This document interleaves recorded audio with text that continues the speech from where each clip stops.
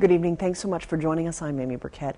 Keystone Opportunity Zones give business owners and developers a major incentive to rehabilitate old and sometimes abandoned properties.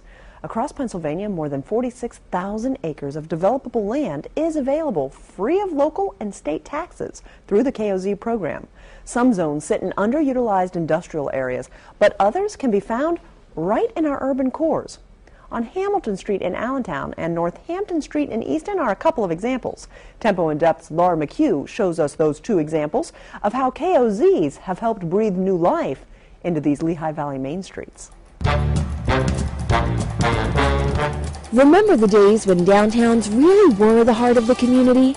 Huge department stores, fancy restaurants, and luxurious hotels drew people to area main streets. Even today, many cherish fond memories of the historic Hotel Easton. When the hotel was, at its peak, anybody that had some kind of a function going on, a party or graduation parties or weddings, that type of thing, they always tried to get this building.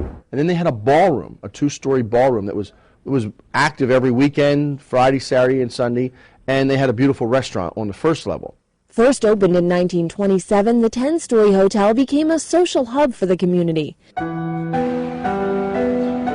by 1990, the hotel went bankrupt.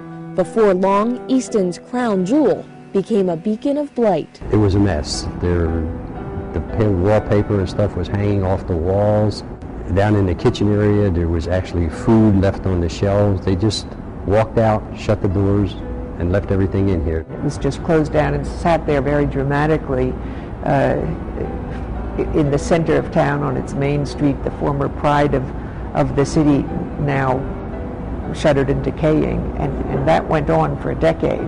For 10 years, potential buyers would hardly give this property a second look, until a special state program designated the property a Keystone Opportunity Zone, or KOZ for short. So a KOZ for cities is a way of reestablishing older properties that have absolutely no value to a developer to come in and develop, and say, here's an incentive. You won't have to pay property taxes for 10 years. That, on a big project, a big building, could be worth $800,000 to them.